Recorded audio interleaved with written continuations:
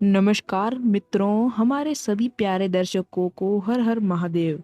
आज हम आपको महादेव की सत्य चमत्कारी घटना सुनाने वाले हैं। एक ऐसी घटना जिसमें भक्त पुनर्जन्म लेकर कातिलों का पर्दाफाश करता है। जी हाँ दोस्तों, यह सत्य चमत्कारी घटना है, परंतु कोर्ट ने इसे मानने से इनकार कर दिया और आज हम आपको यह घटना सुनाने वाले हैं।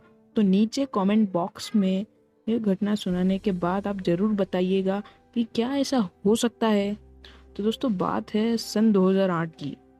महाराष्ट्र के नासिक में एक मध्यवर्गीय परिवार में एक बालक का जन्म हुआ, जिसका नाम उसके माता पिता ने प्रमोद रखा। प्रमोद बचपन से ही काफी प्रभावशाली और अमानवीय शक्तियों से महसूस हो रहा था।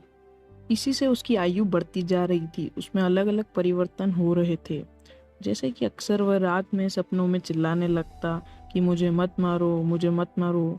थोड़ा और बड़ा हुआ तो वह कहने लगा कि शाजापुर में मेरा एक बहुत बड़ा परिवार है, जिसमें मेरी एक पत्नी भी है, मेरा एक बड़ा भाई और मेरा एक छोटा बच्चा भी है। उसकी इस प्रकार की बातों को सुनकर उसके माता पिता बहुत ज्यादा चिंतित रहने लगते थे कि यह ऐसी बातें क्यों करता है।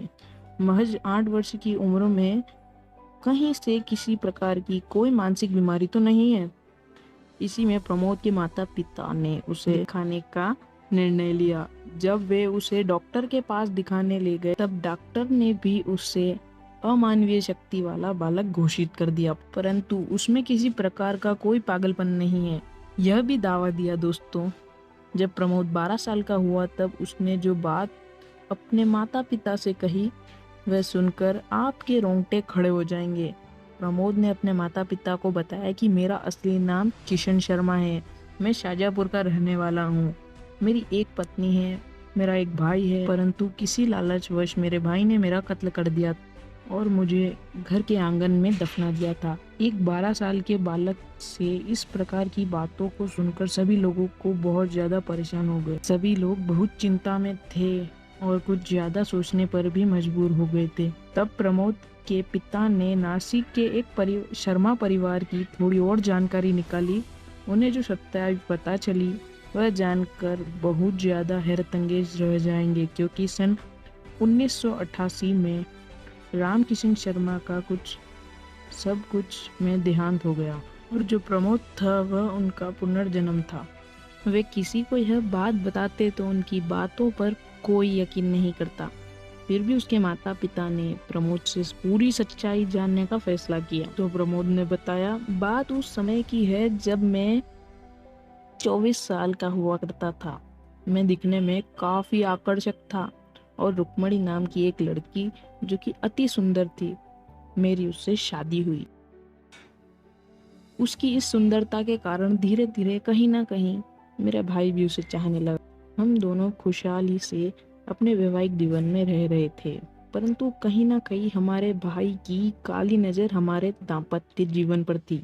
तभी मेरे भाई ने प्लान बनाया कि अगर वह मुझे मार देता है तो रुक्मणी की शादी उससे करवा दी जाएगी।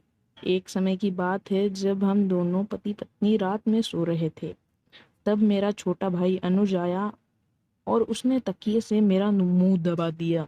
उस समय मेरे वश में कुछ भी नहीं था, बस मैं महादेव का नाम ले रहा था और ओम मंत्र का निरंतर जाप कर रहा था। महादेव के स्मरण के साथ ही उसी समय मेरे प्राण निकल गए और उसके बाद यह बता दिया गया कि दम घुटने से मेरी मौत हो गई है। अनुज के प्लान के अनुसार मेरे परिजनों ने उसके बाद रुक्मणी की शादी उससे करवा दी। उसके बाद क्या हुआ मेरे साथ, मुझे कुछ नहीं पता। आज मुझे यह सब मेरे महादेव की कृपा से याद आया है। इसके बाद दोस्तों, प्रमोद के माता पिता ने यह सारा सच उन परिजनों के सामने रखने का निश्चय लिया और वे निकल पड़े नासिक में शर्मा परिवार के घर की ओर। जब हम उनके घर के पास पहुंचे, तब आंगन में रुक्मणी खड़ी हुई थी। प्रमोद उनके पास गया और उसने उसके गाल पर हाथ करके कहा कि कैसी है मेरी रुक्मणी। वह अंदर गया। उसके माता पिता ने उसके चरण स्पर्श किए। उस समय तक शर्मा परिवार के कुछ समझ नहीं आ रहा था। उसी समय अनुज वहां आया। अनुज को देखते ही प्रमोद बहुत ज्यादा गुस्सा हो गया, उसको मारने के लिए दौड़ा। और उसकी कॉलर पकड़कर पूछा कि तूने मेरे साथ ऐसा क्यों किया। इसके बाद प्रमोद के माता पिता ने सारी सच्चाई शर्मा परिवार के सदस्यों को बताई और प्रमोद जो तथ्य बता रहा था उसके आधार पर उन्हें वह मानना भी पड़ा। अनुज का बहिष्कार किया और रुक्मणी ने भी उसका साथ छोड़ दिया। जहाँ तक बात है कि कत्ल की सजा मिलने की, तो कोर्ट ने भी इस सब बातों को मानने से इनकार कर दिया, क्योंकि कोर्ट किसी भी प्रकार के पुनर्जन्म की बातों पर विश्वास नहीं करता है। दोस्तों, आप हमें बताइए, क्या इस घटना पर विश्वास करते हैं? क्या इस प्रकार का कुछ घटनाक्रम हो सकता है? इतने साल बाद भी कोई बंदा अपनी मौत का बदला लेने आ सकता है? जी हाँ दोस्तों, महादेव के प्रति सच्ची श्रद्धा अगर इंसान रखता है तो जीवन में कुछ भी कर सकता है। अगर आपको इस घटनाक्रम ने प्रभावित किया है तो एक लाइक ज़रूर कीजिए, कमेंट बॉक्स में अपनी राय ज़रूर दे सकते हैं, और अगर आप हमारे चैनल पर नए हैं तो इसे सब्सक्राइब भी ज़रूर कर लीजिए। साथ ही बेल आइकन को दबा लीजिए, जिससे कि हमारे लेटेस्ट वीडियोस सबसे पहले आपको मिलेंगे। अभी के लिए जय श्री महाकाल।